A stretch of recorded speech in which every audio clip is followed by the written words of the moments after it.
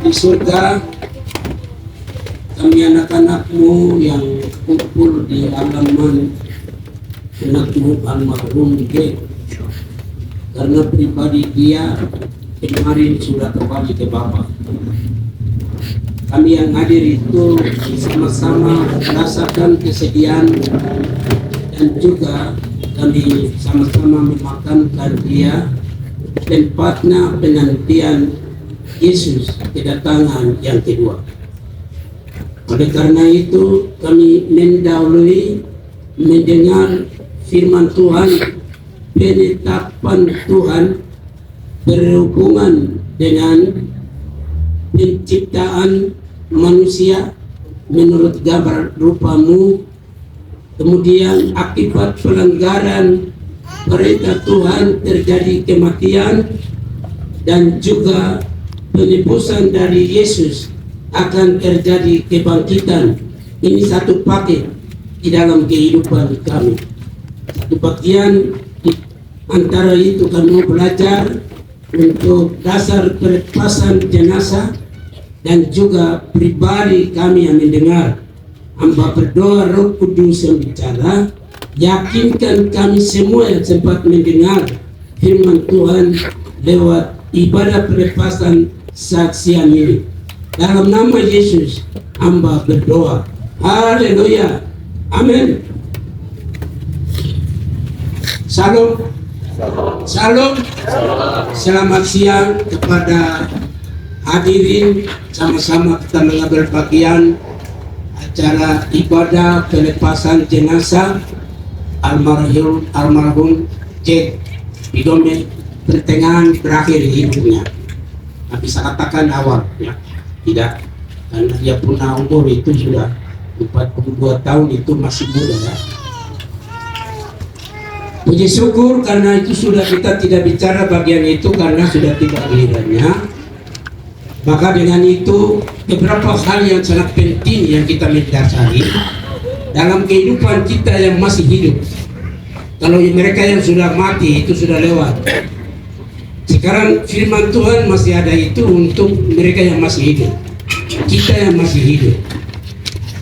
Oleh karena itu ada beberapa ayat yang mendasari untuk renungan singkat pada saat ini. Kita ikuti.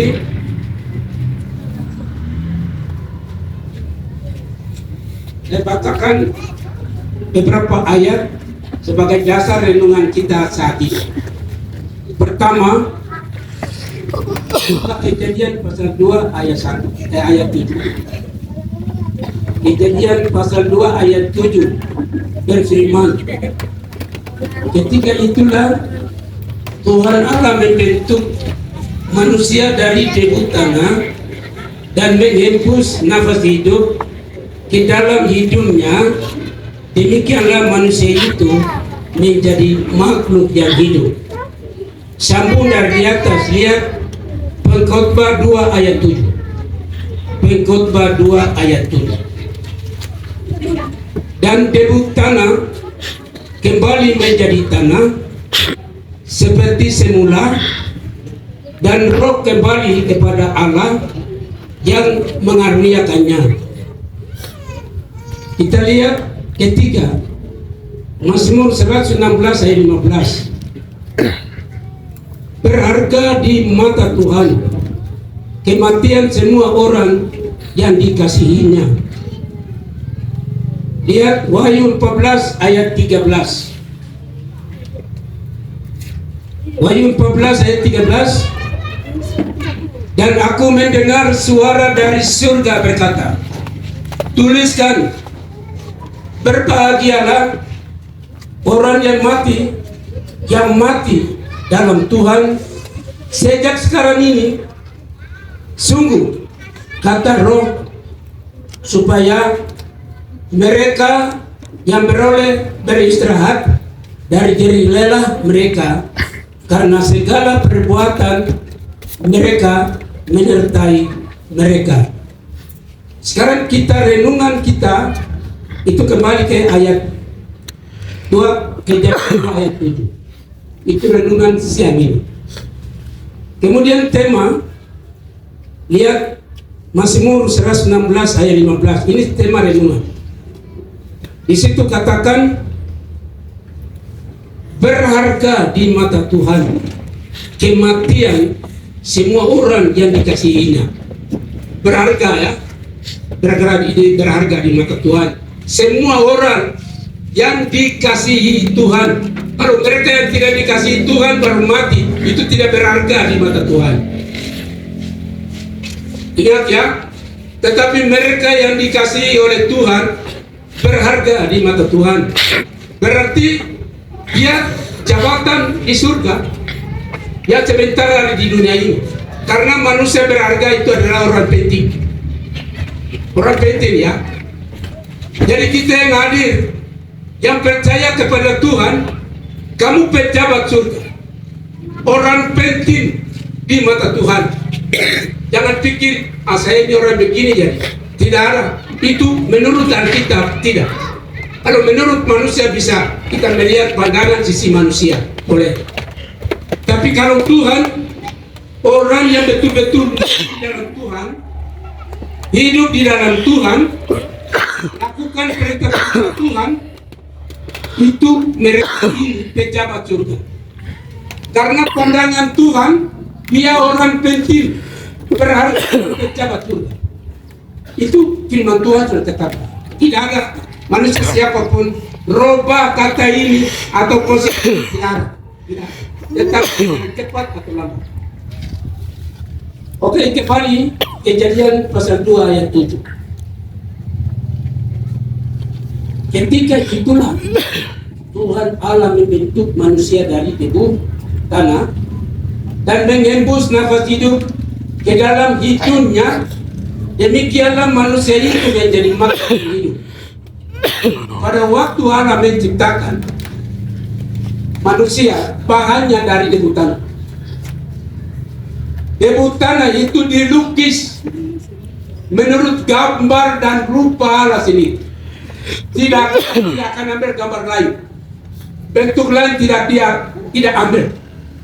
Tuhan ambil bahan tubuhnya itu debu tanah, ukir seperti gambar Tuhan. Setelahnya itu terbentuk manusia, tapi bentuk gambar. Tetapi gambar itu diubah menjadi manusia yang hidup adalah nafas. Sebagian hidup dari Allah masukkan di dalam Adam, lalu dia menjadi makhluk yang hidup. Berarti sekarang kita analisa sangat baik-baik ya. Tubuh dan jiwa itu, roh yang masukkan dalam tubuh itu adalah teman akrab. Teman akrab ya. Kalau istri itu setelah besar baru bisa jadi teman hidup. Kalau suami itu setelah besar. Tapi dari awal yang teman hidup itu, akrab itu adalah tubuh dan nyawa. Tubuh dan nyawa itu sudah menyatu. Setelahnya itu baru manusia bernafas, bergerak. Kemana pergi tubuh dan roh kerjasama. Karena ini teman akrab. Oleh karena itu mereka dua jaga. Tubuh tidak bisa kecewakan roh, jiwa. Jiwa tidak bisa mengecewakan tubuh. Karena mereka dua teman akrab. Sampai yang berpisah itu adalah nyawa bilang, sobat, sampai di sini kita punya hidup. Saya pulang ke rumah Bapak di surga. Kalau kemarin Jack itu sudah sampai usia 42 tahun. Baru roh bilang, nyawa hidup bilang, coba kita berhenti dulu sini. Saya mau pulang ke rumah Bapak. Kau tinggal di sini, tunggu sampai Yesus datang, kalau kita akan gabung. Saya akan datang masuk di dalam tubuh kamu supaya kau keluar dari kuburan itu menyatu, lalu kita akan pindah di surga untuk hidup yang kita. Siapa yang bilang? Nyawa, roh yang bilang. Jadi kemarin berpisah itu selamanya sampai tunggu dua-dua, roh di Firdaus, tubuh di alam maut. Sebentar kita kubur itu tempatnya penantian Yesus. Itulah sebabnya semua orang yang mati itu sistemnya itu.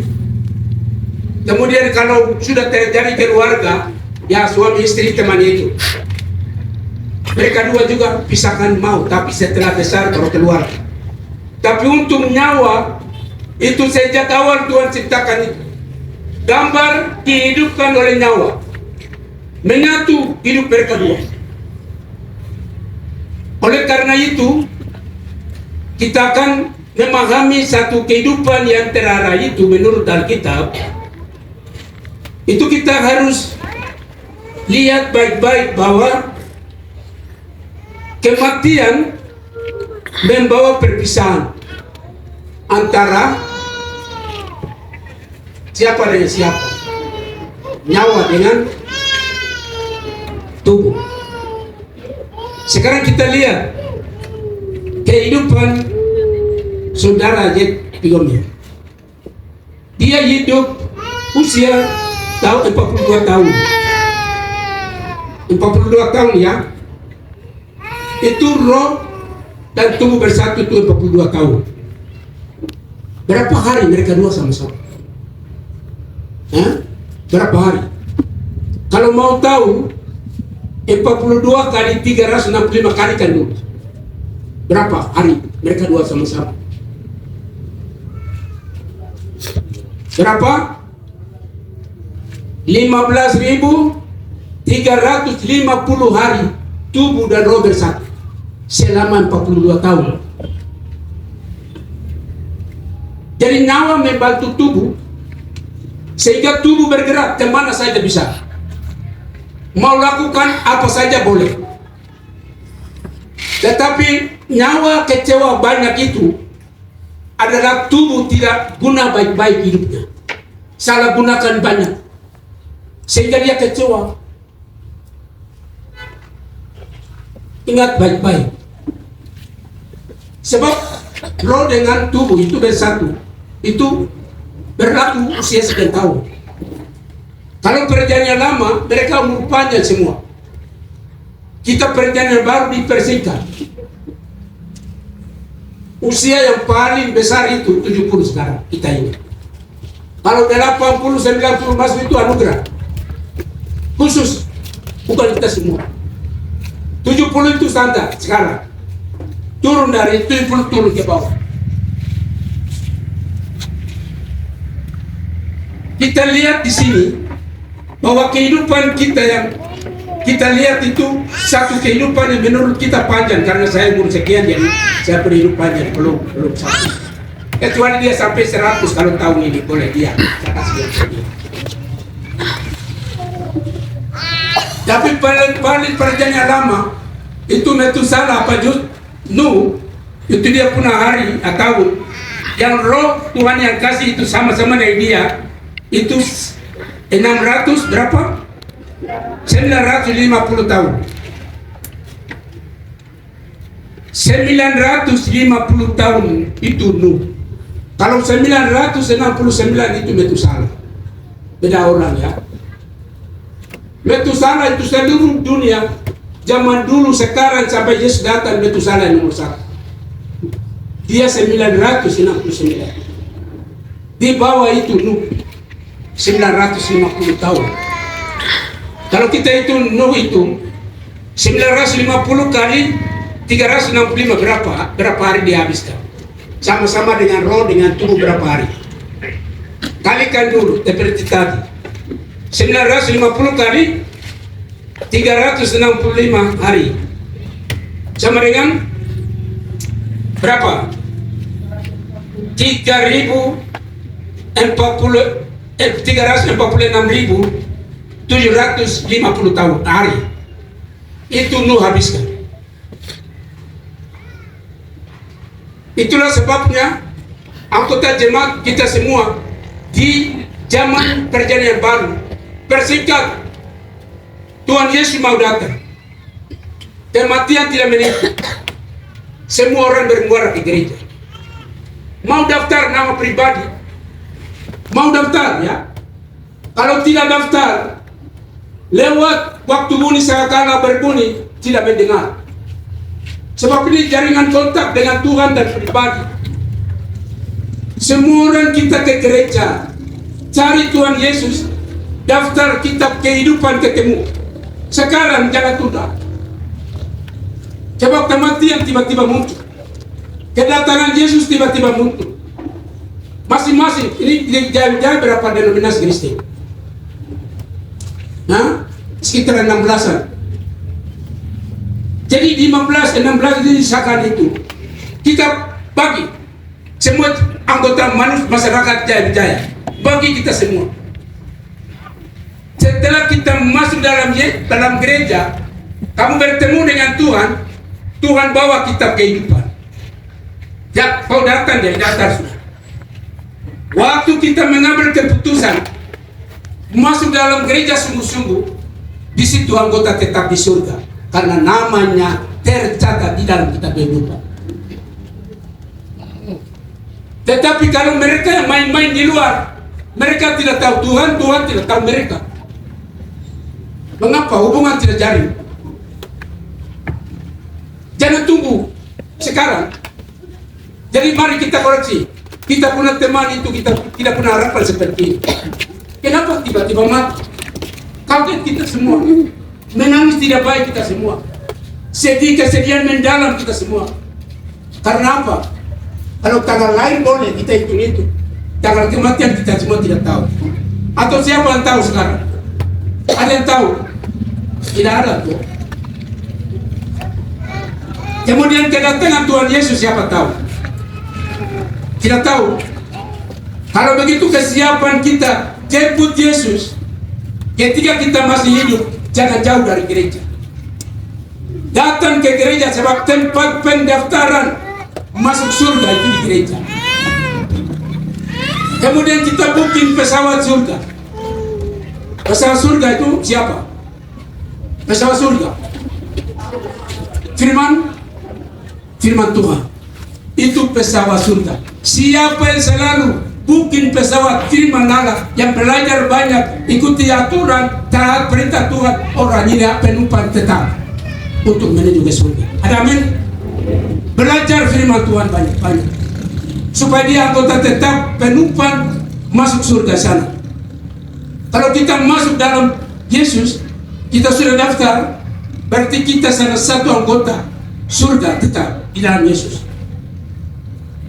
Kalau ada booking pesawat, siapa pilotnya? Pilot itu Roh Kudus. Roh Kudus itu ada bersama-sama dengan kita. Dia pegang manusia dan pesawat firman Allah. Bunyi sakala berbunyi paling pertama, semua orang yang mati yang sekarang ada dalam kuburan bangkit terhadap dia, termasuk dia. Bangkit serentak. Begitu bunyi sakala berbunyi, rombongan Tuhan Yesus turun dari surga, masuk tiba di angkasa. Bunyi sakala besar berbunyi. Yang mendengar bunyi sakala pertama adalah mereka yang sudah terdaftar namanya dalam kitab kehidupan. Di luar dari itu tidak akan mendengar. Tidur saja. Mereka yang masih hidup silakan tidur. Mereka yang mati dalam kuburan tinggal di sana terus sampai kebangkitan kedua. Sekarang firman Allah pesawat. Kemudian Roh Kudus pilot. Kalau punya tiket pesawat gimana? Tiket masuk surga. Ya? Yesus Kristus. Satu Injil Yohanes 14 ayat 6. Akulah jalan kebenaran dan hidup. Tidak ada orang akan sampai di surga kalau tidak melalui Yesus. Yesus tiket surga. Itulah sebabnya tadi kami dengar bahwa semua orang daftar itu 3 oknum milik kita. Firman Tuhan saya anggota tetap, penumpang tetap masuk surga. Kemudian Roh Kudus adalah pilot saya. Kalau begitu saya terima dia, karena dia ada sama-sama dengan saya. Jangan tolak Roh Kudus sebelum kita meninggal. Kemudian Yesus terima, Tuhan Yesus selamat, karena dia yang tiket surga. Masuk di surga itu harus melalui Yesus. Semua orang jangan hidup tanpa Yesus, Roh Kudus dan firman Allah. Jangan. Kemudian kita memperoleh 3 hukum ini setelahnya kita masuk dalam gereja. Di luar gereja mereka tidak cari kita. Kita yang cari mereka. Benarkah tidak? Kita cari mereka di mana ada di situ. Kita akan bergabung sana. Ini sangat penting kita semua. Mengapa? Karena begini.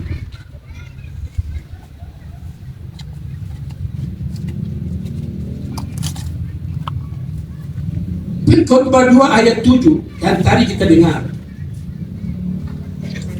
Debu kembali menjadi tanah seperti semula, dan roh kembali kepada Allah yang mengaruniakan kepada kita. Di dunia ini ada 2 kelompok besar gabungan, baik orang bule kah, orang hitam kah, siapa, seluruh dunia gabung hanya besar 2 kelompok saja, 2, dan di bawah pimpinan 20. Orang percaya dipimpin kita, dipimpin oleh Yesus. Semua orang percaya. Yesus kepala, kita anggotanya. Kemudian orang yang tidak percaya, jauh-jauh dari Tuhan, pimpinan mereka Lucifer, setan itu. Dia punya mau banyak yang mereka ikuti. Sekarang kita yang masih hidup mau pindah ke Yesus atau tidak? Itu evaluasi pribadi kita. Bagi mereka yang sudah gabung dengan Yesus, bahagialah dia, bahagia, karena 3 tadi sudah syaratnya sudah memenuhi. Asal menerima Yesus, Roh Kudus, firman Allah. Di dunia alat canggih bagaimanapun, pesawat hebat bagaimanapun, Yesus datang pada saat itu hancur semua, jadi cair. Negara bubar, kekuatan hilang. Hanya Yesus punya kekuatan yang menonjol. Orang yang benar-benar masuk dalam Tuhan sekarang ini, dia dipakai oleh Tuhan sebagai orang yang penting dalam tangan Allah. Laki-laki, perempuan, besar kecil, jangan ramai dunia punah. Lebih baik ramai di gereja Tuhan punah, supaya betul-betul kita dikenal, masuk dalam Tuhan sampai hari terakhir. Gilirannya tiba, ya sudah, saya mati, tapi roh saya akan ke surga, karena dia yang tempatnya dalam tubuh saya. Saya kembali ke Tuhan. Jemaat, ingat, ada 2 tempat penampungan kita. Tempat pertama, orang percaya yang dipimpin oleh Roh Kudus kepada Tuhan. Kita semua meninggal, itu jemputan dari malaikat Allah. Tempatnya kita semua akan ke Firdaus. Firdaus yang Tuhan ciptakan, tempat penampungan orang percaya sebelum Tuhan Yesus datang. Firdaus itu halaman surga. Orang tidak masuk langsung surga, tapi mereka semua tempat di halaman surga, namanya Firdaus. Orang yang tidak percaya lalu mati, mereka dijemput dari malaikat di surga neraka, setan punya utusan. Lalu diantar, namanya Hades, tempat pemukiman dari orang tidak percaya, setan punya daerah. Dua-dua sedang tunggu kedatangan Yesus yang kedua. Jangan tidak percaya, harus percaya itu. Jadi kita waktu bunyi sakara berbunyi, orang yang tidak percaya yang ada di Firdaus, di Hades, tinggal di situ 1000 tahun. Kemudian orang yang ada di Firdaus bersama mereka yang masih hidup pada saat Yesus datang, kita gabung. Yesus membangun kerajaan 1000 tahun. Kita diangkat menjadi imam-imam besar dari Yesus. 1000 tahun memerintah bersama. Adil makmur ciptakan pada tahun ini. Sekarang tidak. Yang adil makmur muncul pada saat 1000 tahun Yesus membangun di kerajaan Yerusalem. Saya sudah sampai 2016. Saya perhatikan sampai saya hampir terlambat. Saya pikir di situ saya berdiri baru memandang ke timur, karena penjelasan posisi Firdaus itu di sebelah timur. Baru saya renungkan, Pak, ini Firdaus bukan di surga, di bumi, tapi dia ada di mana? Saya memandang ke timur, mungkin di timur bagian mana begitu. Kemudian yang kedua, saya renungkan, Roh Kudus itu turun di tempat ini ya, di Yerusalem. Baru ini kenyataan, Yerusalem itu sudah dua tembok batu aki yang sekarang buat itu, tembok yang luar biasa keliling, tempat yang agak tinggi. Kalau teman-temannya pernah ke Yerusalem itu sudah tahu semua. Yesus datang masuk di situ, kita sama-sama masuk di situ. Itulah sebabnya kebangkitan 2 kali ya. Ini terakhir ya. Ini terakhir saya khotbah, terakhir kesimpulan. Kebangkitan 2 kali. Pertama, Tuhan panggil untuk orang-orang percaya saja. Baik mereka yang ada dalam kuburan dan mereka yang masih hidup akan digabungkan. Itu panggilan punisagala pertama setelah kaki Yesus injak di awan-awan di angkasa. Kita berangkat, firman Tuhan Roh Kudus yang mengantar kita di angkasa bertemu dengan Tuhan Yesus. Lalu kita ditapiskan di situ, warga kerajaan tetap di sana. Paling pertama kita nikmati 1000 tahun bersama Yesus di Yerusalem. Setelah 1000 tahun, Tuhan Yesus menetapkan pengadilan, arti pusing. Di situ tempat penghakiman. Dari situ baru orang yang tidak percaya mati. Kebangkitan kedua langsung berhadapan dengan Tuhan Yesus penghakiman. Pada saat itu setan diikat dengan roh jahat dalam lubang yang tak terbuka. Pintu dimeteraikan dengan kuasa Allah. 1000 tahun dia ada di dalam. Setelah itu semua orang yang mati laki-laki besar kecil berhadapan dengan Tuhan Yesus dan mereka diyakini. Pada saat itu di depan Tuhan Yesus langit bumi akan hilang. Setan dikeluarkan di api neraka. Mereka yang diyakini semua ke neraka. Tetapi kita orang percaya bersama Yesus masuk surga. Perpisahan terakhir. Sekarang saya suami istri boleh, bantu saling membantu boleh sekarang. Tapi pada saat berhadapan dengan Yesus itu urusan masing-masing. Tidak dibantu, bapak tidak dibantu, bapak tidak membantu anak. Kemudian istri tidak membantu suami. Masing-masing.